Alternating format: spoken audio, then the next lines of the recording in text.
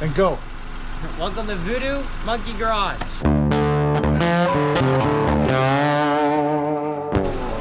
Your turn. What's up, everybody? Welcome back to another episode of Voodoo Monkey Garage. We're here with Riley, who you've seen before. That's the expert speller and does great in English, right? Yep. And you have your new car because Riley just got his license. Super proud of the kid. Great job, amazing, huge, good job. You're fantastic, beautiful best driver, car, beautiful. car. And this is your first car. Yeah. So he just scooped this thing up, man. His dad got it for him, I think, right? Yep. And it is a 2005 Yes.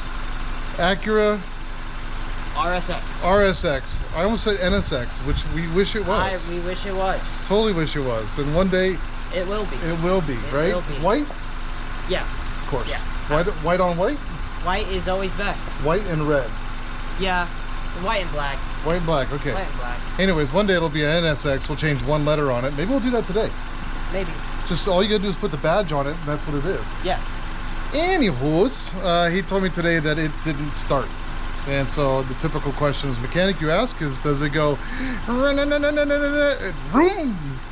Does it go and no vroom, or does it go click, click, click, click, click? He said it was running and no vroom. It was click, click, click. It was more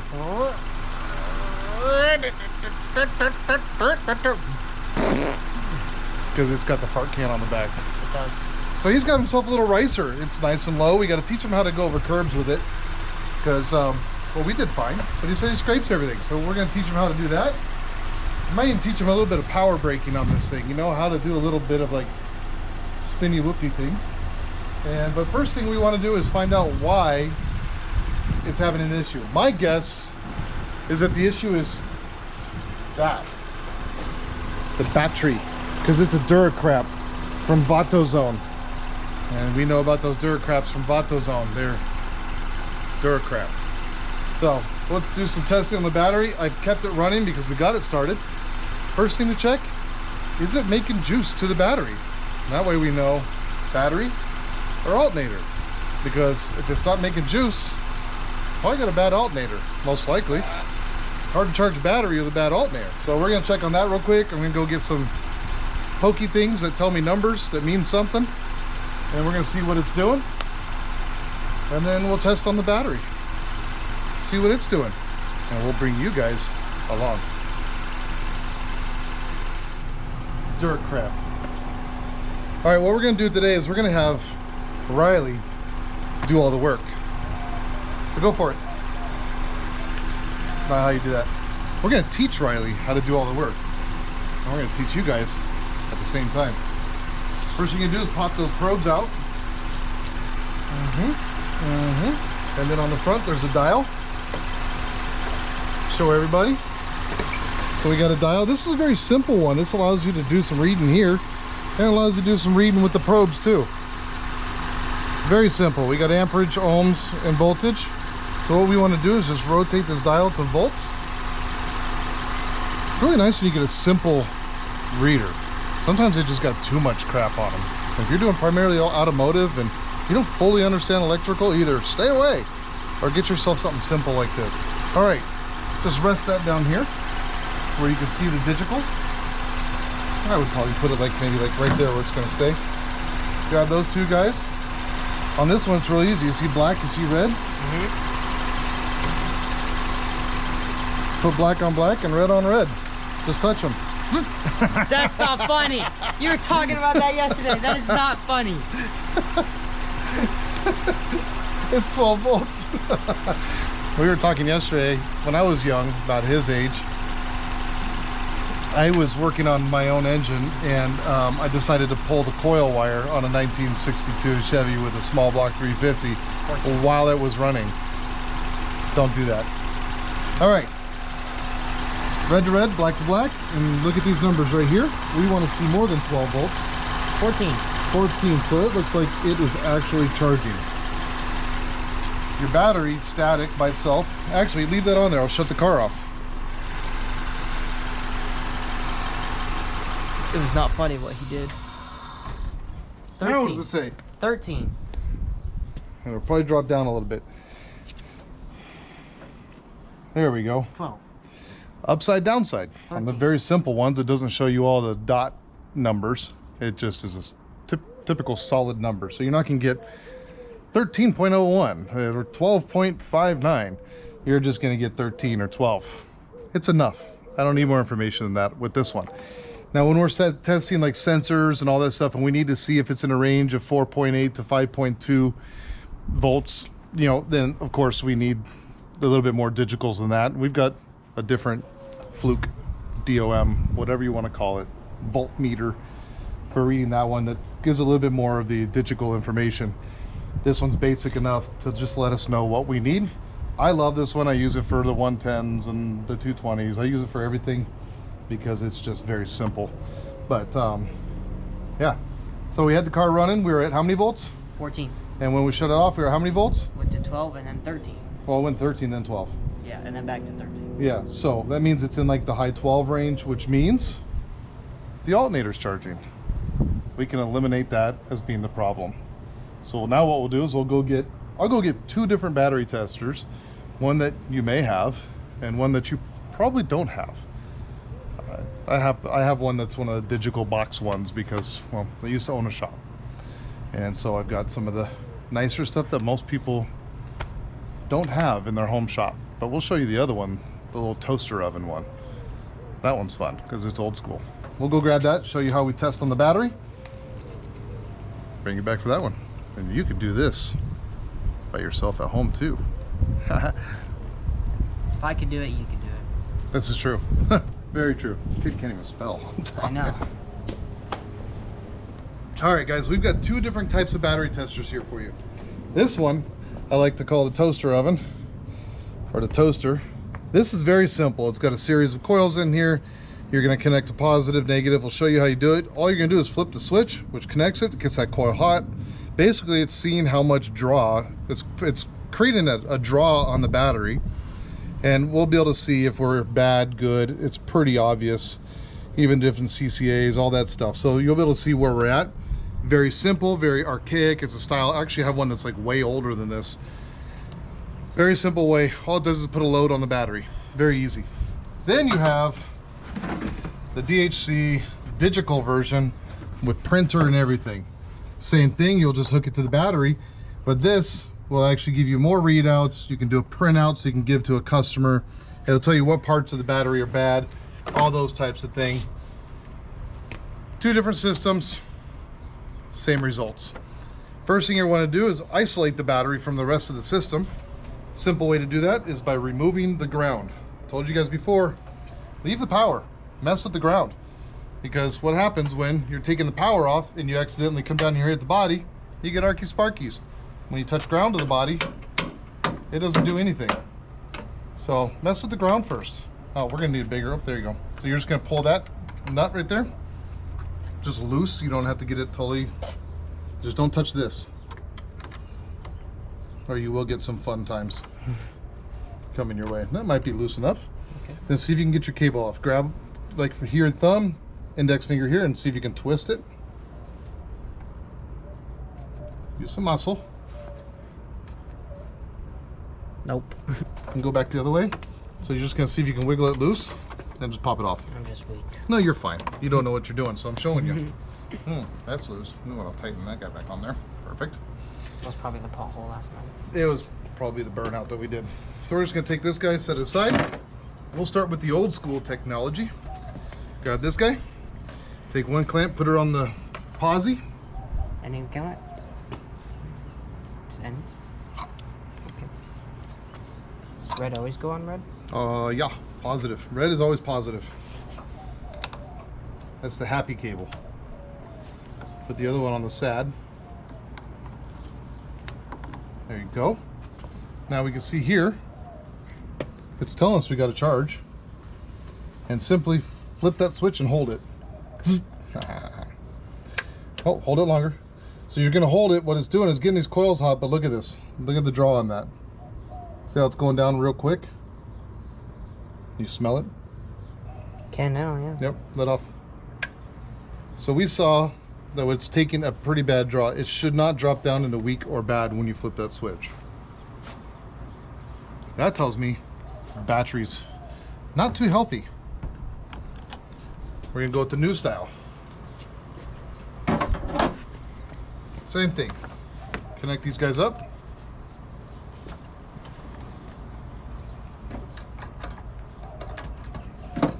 Now, when you use this type, be careful. This is ventilated, but this can get hot, especially depending on how long you leave that switch on. That can get hot, so just be careful in touching over here. Okay, that can get warm. It's supposed to. That's what it's supposed to do. That's how it sets your battery. All right, we've got this guy plugged in, and what does it say to you? Power low. Well, look at that. So it can't even, I don't know if it'll even be able to test. It won't even be able to test because the power is too low in that battery. You drove it here. I just drove it a little bit. We had it idling. It was showing over 12 volts. Yeah. And yet when we plug it in, it's telling power low. Yeah. This is reading voltage, it's reading amperage, and it doesn't have enough juice for us to do a proper test. It can power the machine, it can do what it needs to do, but it's not gonna be a proper test because these are a little bit different than this. This doesn't care how much voltage is in there. It's gonna show you, and it's gonna work what it's gonna do because it's mechanical. This cares because it's all digital, and it wants to have a fully charged battery to do an accurate reading and an accurate test on it. Got it. So that tells us one of two things. If all you were using is this, what would be your next step, do you think? To either replace the battery or charge it. There you go. So next step, if all you have is a computerized one, charge your battery. Put it on a charger, 2 amps, 5 amps for a little while. Get the battery charged up and then do your test. Well, we're not going to do that because we already did the test with the old school technology. We already know the battery's bad. It's getting voltage, and if all you did was use a voltmeter, you'd say, this is perfect. But when you put a load on it, that's what matters on a battery. We know this battery is no bueno. So our next step we're gonna do, we're gonna yank that battery out of there. We're gonna see if there's a date code on it. See how old it is. My guess is it's over 10 probably years. 2 years old. We live in Arizona. Okay. Well, that makes sense. It's almost impossible to find a battery with more than a 2-year warranty on it out here because they will die in 2 to 3 years. That's crazy. Do you know why? No. Because we have what's called an extreme climate. I know you guys in the cold think, no, we're extreme because we get to negative 42. Like, awesome. We go from 120 sometimes to like 60 in the same day. It's That's winters true. are in the 30s sometimes at night, and then we jump all the way to 120s, and then we get back down into the 30s. Like, we jump around so much, and batteries don't like that. The 2 times we change the most batteries in Arizona is right at the beginning of summer and right at the beginning of winter, because as soon as you get that huge change, and many times it's overnight for us, battery's like, I don't like this. You didn't give me a jacket, it's too cold. I don't like this, man. I'm still wearing my jacket, it's too hot. And it says, I don't want to work anymore. And it wipes out cells quickly. We used to be able to get 3-4 year warranties out here. You can't find them anymore because, well, they were just losing too much money.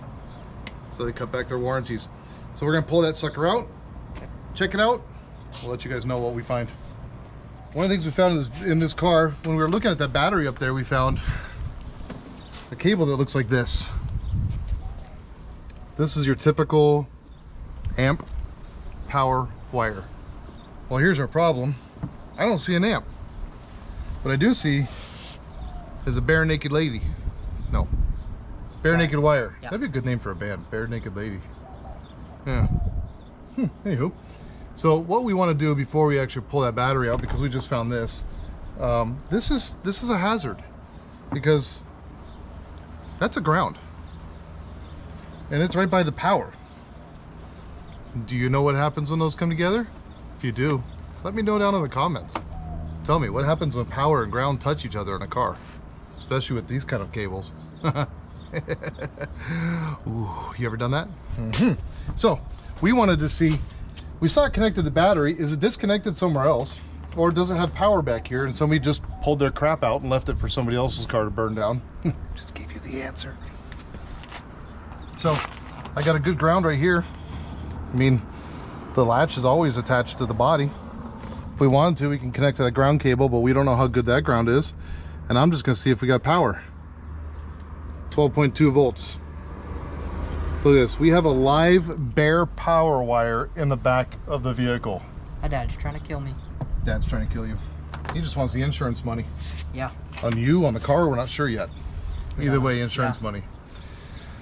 So, while we're in here messing with the battery, and we don't have an amp sitting around, probably a wise idea for us to just go ahead and disconnect that cable up there too, so we don't have, you know, stuff like this dangling around, keeping Riley a little safer. Now let's leave it. I live dangerously. No? No. Okay. We're gonna pull that cable off too, so that way we're not, you know, catching things on fire. You guys agree with that? I do. Okay. Then we're gonna do that. Okay. And you're gonna take it all the way off so we can get this cable off. So that nut's gotta come all the way off. Nut. That's tighty. You gotta go lefty-loosey. There you go. Oh, wow.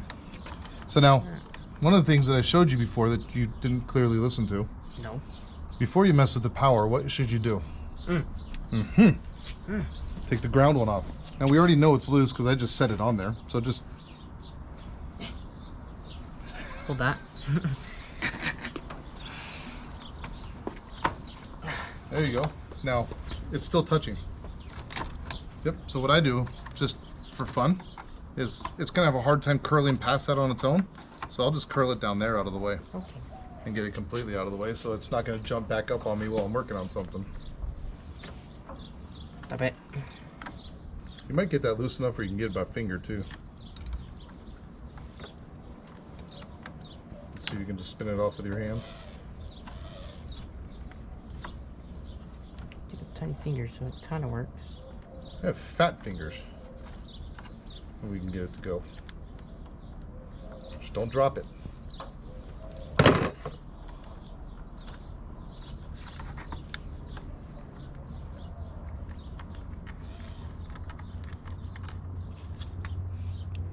My glasses are too loose. They like to fall down. Okay. Because I broke my other So ones. take that all the way off. Just take that cable off. And I don't know what this wire goes to, but nope. Just go ahead and you can put the bolt back in it. We don't want to lose all that. Just loosely put the nut. We'll clean all this here in a minute. Because we don't want any of that stuff on there. That's just corrosion that's causing more problems. This way we don't lose anything. Go ahead and take that cable off. This. Nope, that's already off. This Oh. one. We gotta get the battery out. Okay. Yep. Okay, now we gotta pull the bracket. So. And I can go get you the gun and we can pull these two if you want. Make that a little bit easier. Okay. And then we're gonna pull that bolt, and we'll get the battery out. It's just that easy. All right, guys, real simple. We just went and got the DeWalt gun because we know that's gonna work. Got ourselves a deep 10mm socket because we got this stud muffin right here we gotta get past. So we're gonna pop off that screw, pop off that bolt, or that nut, that bolt. Make sure you're going the right way. Push the button in with your thumb. There you go. Oh, now there, cowboy. That's good enough. Is it? Yep. Go ahead and pull that one all the way off. Here, all the way off. Set it in our tray over there. And then you can just take this guy. We're just going to flop it out of the way. And then you're going to grab a hold of this battery. Get this cable tucked out of the way for us here. If you grab the battery, you can literally put your thumb on each of these and go on the side here and just lift straight out. I can? Mm-hmm.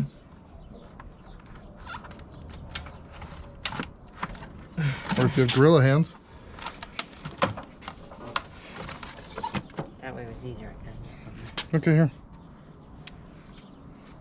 One hand. Or not. We're gonna test your grip. All right, we got the Duracrap Gold here. Proven tough. It doesn't seem too tough to me. Look at that, 0424. So we are exactly 2 years old. My guess is, see if they have it written on here, there's probably a 2-year warranty on this guy. I don't see it on here. So we have an option here, kiddo. we either call VOODOO Zone and say, hey, how long's the warranty on your Duracrap Golds? And if they say 3 years, we say, we're on our way to warranty one out. Most likely they'll say 2 years, and we just go to O'Smiley's and we buy one.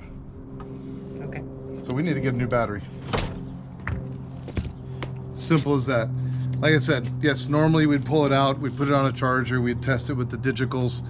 We already did it with the old school. We know it's bad. We don't need to do that, okay? Go ahead and yell at me in the comments if you want. Well, we appreciate it, but you don't need to do it, okay? We got this. I've done this. I saw a video about it once, so I know what I'm doing, okay?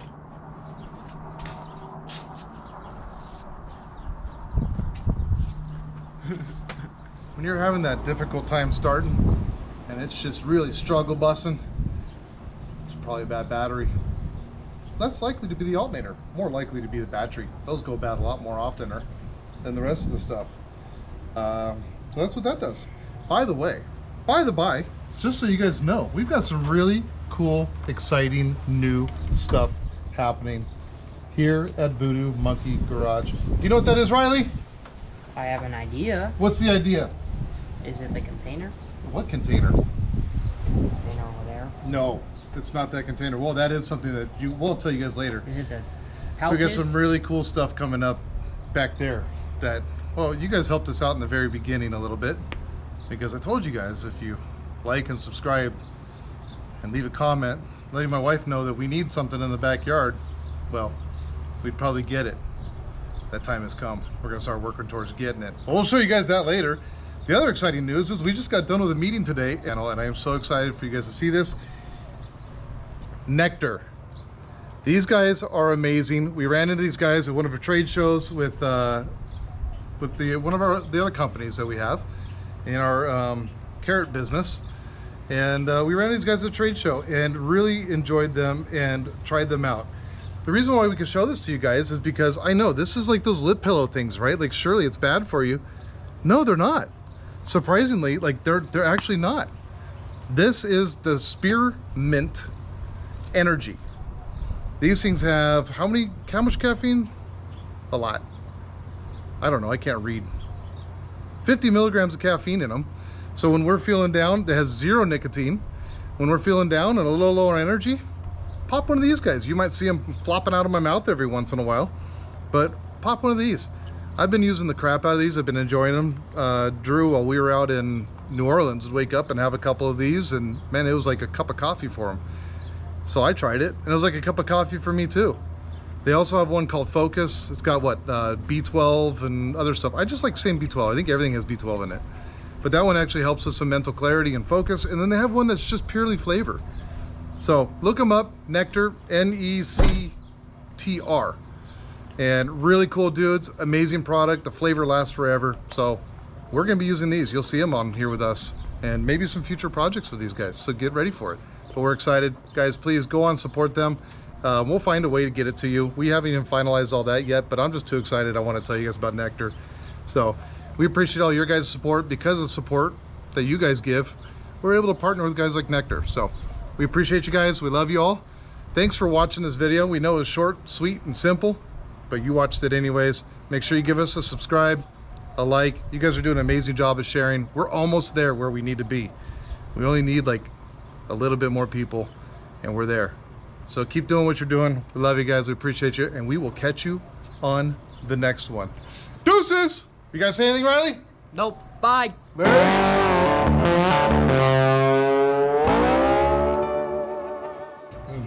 Oh, by the way, that's when you walk away. By the way, I forgot to tell you guys a couple things about this car. He doesn't know this. We're gonna show you. Step back here, Drew. Let me show you a couple things. Look it. See this right here? See that sticker right there? That's 10 horsepower. Come on, follow me over here. Come over here. You see this guy right here? That's 5 horsepower. You see this guy back here? It's a little worn out, so it's giving about 2.5 horsepower. Believe it. I don't, but you know what? I drove this thing, and I bet you if we scrape that off, you'd feel the difference. I was like, I bet so I could frame myself my engine's gonna be on my car. I was like, If you want, we can pull the engine today. okay. No? I gotta go for the parents. Perfect. marked it. All right. One of the things we found also on this vehicle, did that go right to you, Drew? I apologize if it did. Whew. Dang. Man, you stink, Riley. Not me.